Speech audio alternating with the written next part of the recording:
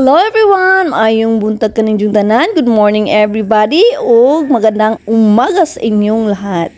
And welcome to my channel, Amiga Cha. For this vlog mga kamiga, magluluto po tayo ng sinabawang karning baboy na may mais at pechay. So before we start, magpakain muna ako ng mga alaga kong mga manok at mga sisiw. So, ngayon kukuha muna tayo ng madidi agwa para ipakain natin at ihalo natin sa pagkain ng mga manok at sisiw.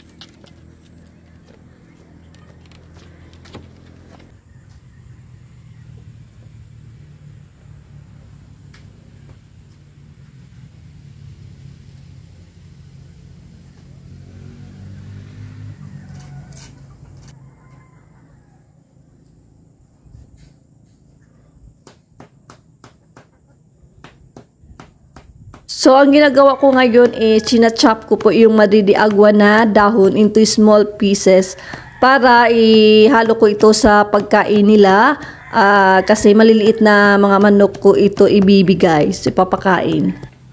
So, first time ko itong pinapakain sa mga maliliit na manok kasi ito is organic, itong madidi agwa. So, mayroon lang kasing nag-comment sa akin na maganda daw itong ipapakain sa mga hayop. So, let's see kung kakain sila.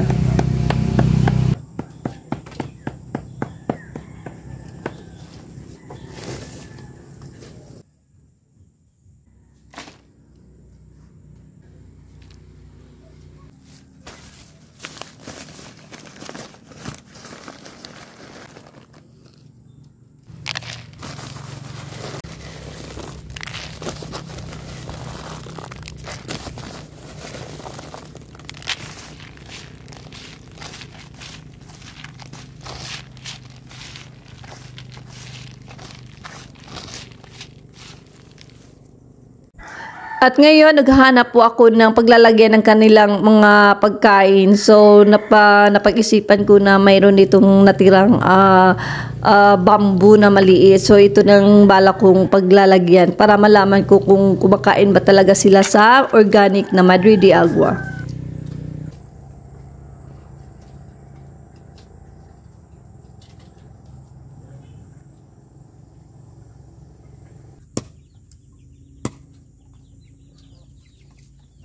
So, ang ginawa ko naman ngayon is pinuputol ko yung mga maliit na sticks kasi ito yung ano ko dito sa para i-hold ko dito sa kainan nila para hindi madaling matumba at hindi matapon yung mga pagkain nila.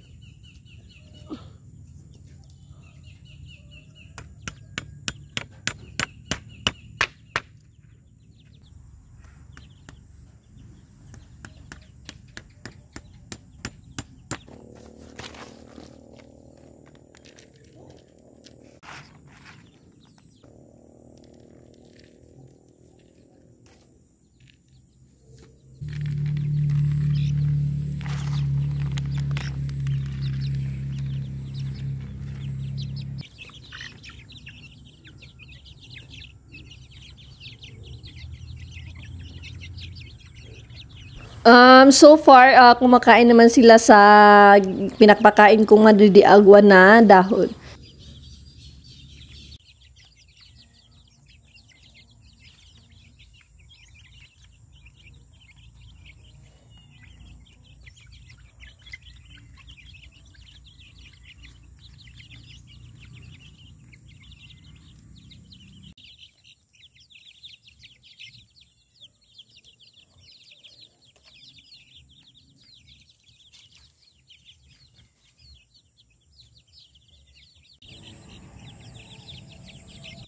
binibigyan ko naman sila ng iinumin nila at may halo po ito ng vitamins.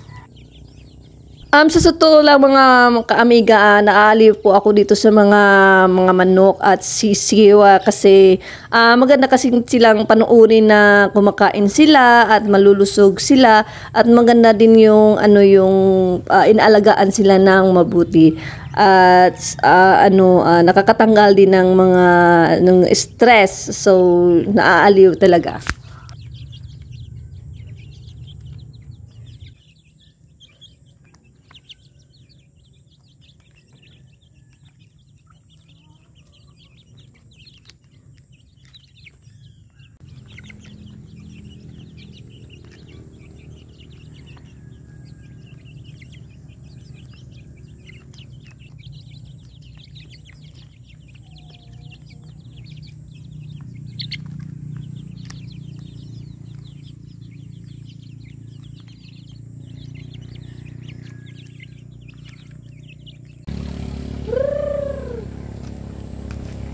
At ngayon, pinapakain ko naman yung mga manok na mga malalaki. So, baka magtataka kayo bakit may mga manok sa labas at hindi nakulong at may mga manok na kinukulong. Kasi, actually, dapat itong nasa labas is kinukulong ko. Kaso, hindi maiwasan na makalabas sila dito sa may pintuan kasi hindi naayos itong pintuan to. So, later on, ayusin po namin itong pintuan nila. So, ayun.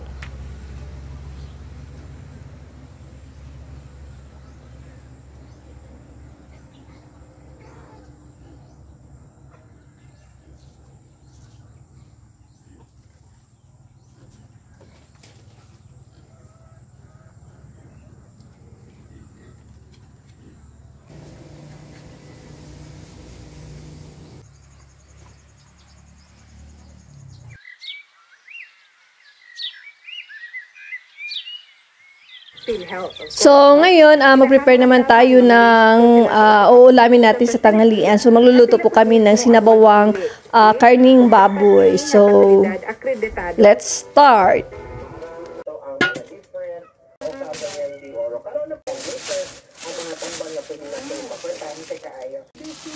So, nabili ko po itong karning baboy doon sa palengke sa Hagna Public Market namin. So, gumising pa ako ng maaga para makabili ng karning baboy kasi maganda kasi pag madaling araw kasi fresh yung baboy at saka itong part na to ng baboy is ribs, so maganda kasi ito pag sasabawin natin kasi mayroong mga kunting buto-buto, konti pero maraming buto.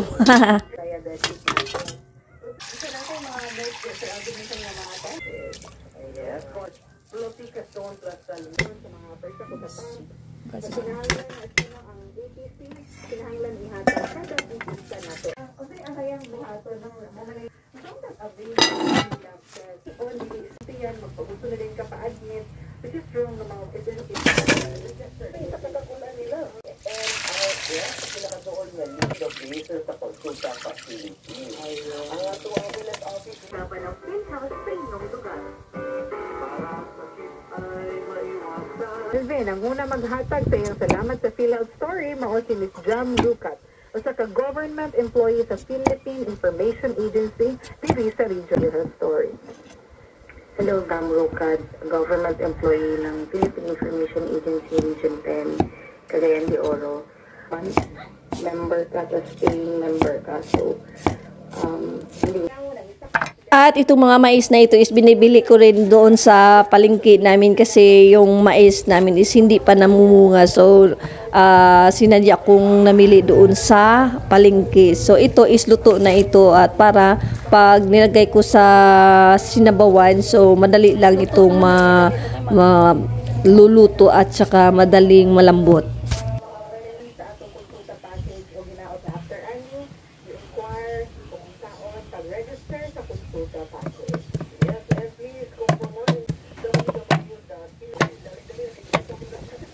About more with the city government of events. So, ngayon, kukuha muna tayo ng pechay dito sa Harden para ilagay natin sa sinabawan. So, bago lang kasi ako nag-harvest ng pechay at saka kaya maliliit na yung, kunti na yung natira. So, kumuha lang ako ng kunti para lang sa sinabawan.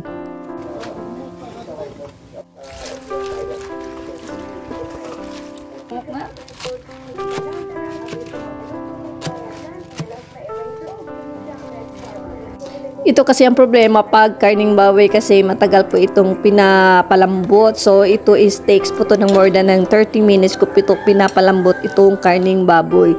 So, ngayon is malapit na siyang maluto. So, later on, kukunin ko na to at kakain na rin kami.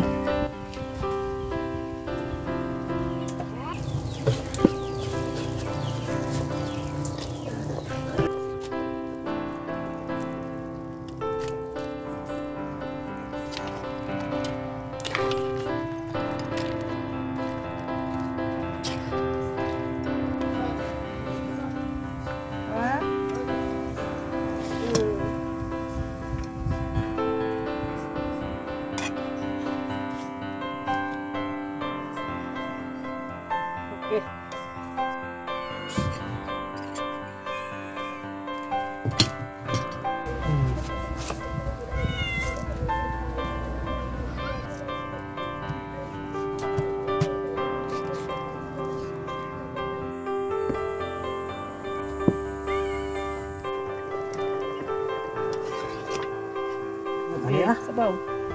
Matay ka.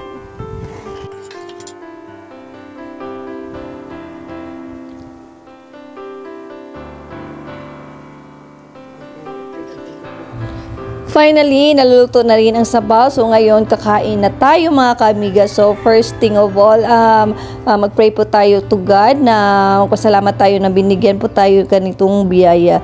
Kahit ganito lang yung ulam natin, kahit isang putay lang, so blessed pa rin tayo. So, maraming salamat Panginoon. So, thank you Lord. So, let's eat mga kaamiga. Hindi talaga ito mawalan itong sukat sili kasi ito yung pangpalasa na mayroong mag-anghang-anghang sa lalamunan. Charot. Hindi na tayo problema sa pagpawisan kasi sabaw yung ulam. So, syempre, pagpawisan tayo. So, ngayon, hindi na tayo problema sa pawis kasi meron ng fresh na hangin. So, natural na hangin na nalalanghap natin. Kaya maraming salamat Panginoon sa ganitong klaseng pamumuhay at saka blessed po tayong lahat. So hanggang dito na lang po tayo mga kaamiga. Maraming salamat sa pagpanood, pagsubaybay sa aking mga video. Don't forget to subscribe my channel Amiga Chat. So like and share. So that's all for today. God bless and bye-bye and see you next time. Ingat!